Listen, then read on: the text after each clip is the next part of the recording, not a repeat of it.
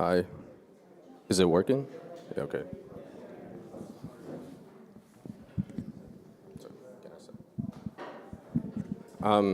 Hi, everyone. Good morning. Thank you for coming. Today, I'll be speaking about the risk management in DeFi. And so I named the presentation DeFi is a dark forest. I really like that analogy. It's you probably all heard of it. It's very used quite often. So it introduces this concept of a dark forest where basically detection means elimination. And in the context of risk management, I think it's very close to the reality where people constantly search for hacks for weak points in the smart contracts, and once there's a detection, certainly someone will exploit those. And so it's no secret that Ethereum blockchain, is like every other blockchain, is a very adversarial landscape, not just as a financial world in DeFi, just basically like a PvP game, but then also technologically, it is a battleground. And so I will not talk today about financial risks. Those are like market risk, volatility, prices going against you. Liquidity risks basically are when you cannot liquidate assets fast enough. And so you have slippage and all that, you can carry losses through that. That's all financial risks. Credit risk, we know there's a bad debt accrued on a lot of lending protocols there and there. So then a more overlooked category is non-financial risks. So systemic risks, the one that we like to ignore often, but we know the whole blockchain can be shut down and a lot of people can carry losses through that. And then there's the regulatory legal risk, and basically the team of the project can just get sued, they shut down. We know what happened to certain names. But then my focus today is on the operational risks. So that's where all the exploits, hacks, kind of technical failures and shortfall events come in. So I like this chart. I think we can see that basically every 3 days there is an exploit happening. And the losses, even though the risk rating kind of goes down, but then there's still billions of dollars lost to all these exploits and hacks. And most people are always found surprised and kind of that's something you don't expect happening to you, even though we all are well aware of those risks. But then all the people that suffered big losses due to hacks, feel the emotional pain of being just dumbfounded. But then it's kind of normal to everyone. So how do you hedge those risks? I want to start with kind of the basic fundamentals. So the level 0 of your risk management would be don't put all your eggs in one basket. That's kind of, I think everyone heard of it and everyone knows about it. So if you toss everything kind of on one chain, on one protocol, it's getting hacked, you're fucked. Then you can upgrade your strategy. So the very simple logic is basically to have a portfolio share kind of exposure to a single protocol less than your weighted average APY. What that means is if your weighted average is APY, let's say 20%, over the year you generate 20%. If you spread it across 5 protocols and one of them getting hacked in a year, considering, there are a lot of assumptions here, but considering that you carried the yield throughout the year, and then at the end of the year, one of the protocols getting hacked, you're at least kind of coming to a 0 level, so you didn't lose anything. But then, as I said, there are a lot of assumptions, and then you can step up your game and try to analyze probabilities.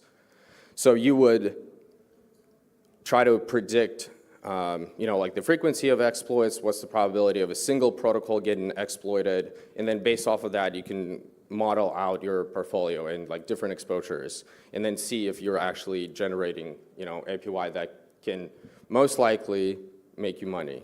But it's all probabilistic and statistical, and that's basically kind of the challenge that the whole DeFi insurance space takes on, right? So instead of trying to do all that modeling, all that statistical analysis yourself, you can ask the smart guys and buy a product for them. That sounds very easy and simple, but of course the smart guys on the back end deal with a lot of challenges. with that. And so by using the product, you're virtually trusting that someone did risk management, someone did statistics, and came up with those like numbers. That's sort of like one thing. So you go to the conventional coverage policy, you check availability, right, because not everything is insured or offered, or there might be not enough liquidity to cover you. So then you choose the cover amount, duration, and pay the premium. Those products are very similar to what you get for insurance, like on the car or something else. At least like the UX tries to mimic that. And then there's event of a loss, you get hacked. So pretty much like all those products follow the similar pathway. You submit your claim somewhere to someone, and then you have other people vote, whether like token holders or some committee, or somebody came up with like a trigger ahead of time to state, you know, like what's the case. But then regardless, you don't really like deterministically get the payout if you suffered the loss. By determinism, I mean like, you know, same input carry the same output, so you kind of like know what the outcome is. So with that whole process, there are common denominators. As you notice, like there is probabilistic underwriting. So when you like check availability, you see how the liquidity spread across different products, and then all the DeFi insurance protocols, they kind of generally mimic the insurance companies and like in traditional finance or like just like any traditional industry for insurance. Basically recreating that insurance company like on chain and trying to like decentralize or like automate certain parts and components. So you have probabilistic underwriting because no one decided to like back the risk like one-to-one. Certain people tried, but it didn't really like scale or work. And then another problem with that is discretionary voting. So you are at the mercy of some token holders voting. And usually here you have kind of like incentives clashes because people voting are the ones that are going to pay you out. You know, I don't want to pay you out. You know, so I would vote against you. And then that's kind of like a problem in the theme that is repeated. Of course, like as a startups, we all want to do our best and, you know, be like worthy of our users and the customers, but then you still run into a lot of these like gray areas because even though everyone individually is nice, but then there can be like conflicts.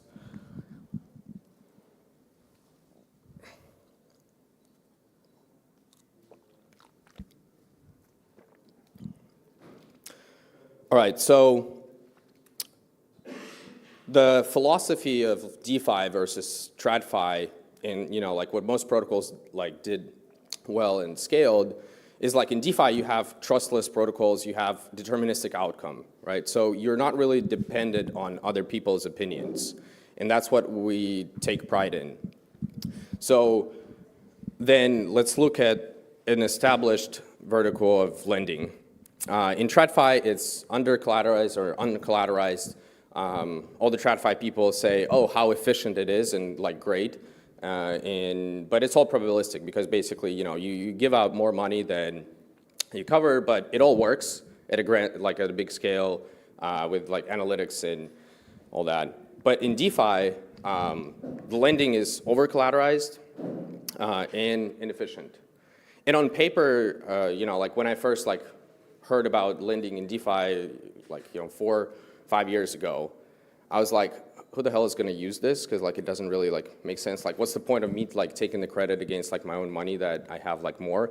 But then we see that there's a lot of use cases for that, and it does deliver value. It's very useful, and is, you know, attracted like a lot of liquidity. So the feature that I like there is that it's deterministic. Both lenders, borrowers, they all know of the outcome. So it is like pre-programmed. Of course, like there are like market forces and like you can get like liquidated, but everything is, you know, set kind of like in stone. And that's really what drives a lot of like adoption and utility. And so taking that analogy onto the DeFi insurance space, you know, everyone went recreating traditional insurance company basically on chain. But we at Solus, didn't really see any product. I think it's like no secret that DeFi insurance hasn't really, sprouted or blossomed. Well, there's like very little liquidity, never enough capacity for like the people who want it, or the products just like don't really work well to the point that you don't want to use them. You would rather sort of like try to spread the liquidity yourself or just take the risk. I mean, like we're all here during the bear market, so I think we're pretty comfortable with the risks there. And so we thought, okay, like can we make insurance like deterministic and have completely trustless, like no voting, like no need for the claims and stuff like that. And the lending was a good analogy. So we thought, okay, lending, you borrow a token, you're basically shorting that token, right? In insurance, you're shorting the operational risk. So we started thinking along those lines of just like, what if you could use lending and basically collateralize the loan with like some very risky asset and then borrow liquidity against it, right? It's basically like you're getting a payout immediately at the time of, like using the product, right? So it's kind of like buying car insurance, but the insurer paying you the car's worth of money right away. So that's kind of like the new idea that no one has like really tested. And so we're really excited about like, seeing that hypothesis working out because basically you can hedge the risk with just like simple lending. When you collateralize your loan, you just deposit your, let's say like vulture, like yarn token that, that can get hacked, or maybe some like yield farming, like LSD token, like Aura, or like Pendles, like PT tokens, right? Like they do carry a lot of underlying risk of the protocol. Like if you're familiar with like Pendle principal tokens, they basically carry like the fixed yield on them. But underneath there's like Pendle, there's Aura, Balancer, and then the staking protocol itself, like Anchor, for example, or like Rocket Pool. So, but by using that as collateral, borrowing ETH against it, now you can do different things. So that's basically kind of like the pathway, how you get there. You get, let's say, like ETH into Frax, you get the Frax ETH, you zap into like Pendles, you get like the BT token. Now you carry like the stack of 4 protocols risks. Like that's a lot. A lot of people use that, and of course, like it's all about LSDFi now. Like the narrative is like really strong, but yeah, there are a lot of risks. So if you can use that as collateral and borrow ETH against it, now you have 2 options. You can actually go more degen, like lever up or just invest in like adjacent strategy. You can also, like that adjacent strategy can be lower on the risk profile, and so basically you are hedging like some of the risk, and you can do a lot cooler things. But then at the same time, if you just want to sit with the ETH in your wallet, I mean, it's probably going to be very expensive and not really attractive, so you do want to generate some yield on the side through like a safe environment, if possible. But that kind of like opens the door for doing what insurance does, but without any uncertainty, like probabilities. And so the people who underwrite those pools, right? So if you just like set a single pool of like 2 tokens, one collateral and one supply and borrow, then it doesn't carry any risk of like, these like bigger lending markets. So like, for example, on Aave or Compound, the risk is pooled, right? All the tokens in the market are carrying each other's risk. But if you have just like 2 token pools, everything is spread, and then people who are supplying ETH to it, they're the ones who need to think harder about this. But if there's liquidity, that's how you can like insure, and it is trustless, it is deterministic, you get liquidity before anything happens. And so in the exploit case, right, let's say your like BT token, for example, like lost its value due to whatever reason, then you just keep the borrowed ETH and don't pay your loan. So that's as simple as that. There's no claims. You don't need to rely on anyone. And so that's what we're doing at Solus. We're gonna launch like in August and start driving more liquidity onto like this risk-on tokens. And we'll see how it plays out. But I'm super excited about like this approach. I don't think anyone really tested it, but the beauty of it that, okay, the demand in insurance is kind of like sparse. It's hard to predict, it's hard to like diversify, but then I believe that if the tool has multiple use cases and can also facilitate, degens and like leveraged farming or more kind of like risk-on strategies, that can actually open up the door for more risk-averse users to also like partake. So, thank you. Merci.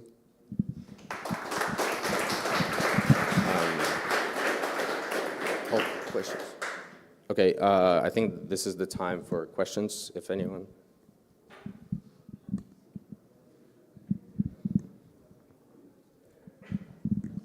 Yeah, what's up? My question is, what's your thesis for who's going to be the lenders underwriting these like very risky assets? I mean, people who want to generate interest, I guess, on their ETH. Yeah, I mean, like, it's hard to predict, but we see that generally people are comfortable with these lending. I mean, like, we know like some PT tokens have already been listed on other platforms, and then also like, for example, like staked ETH, like have been added to a lot of the markets, but it is like a risky asset. It's not just like the token. So for example, like ETH or like wrapped ETH or like any tokens, like they carry just the market risk, but no sort of like technological risk on the protocol of the chain. But then pretty much like every other asset does. And so I think kind of like starting from like the most popular, like there will be demand. Of course, like the interest will be higher and the economics of it, like we'll see, but it is definitely should like generate higher interest on ETH than like a lot of other products. So I think it should work out. I mean, like I don't know the future really. It's like really hard to model. But yeah, we'll see. I think it's like really worth testing out.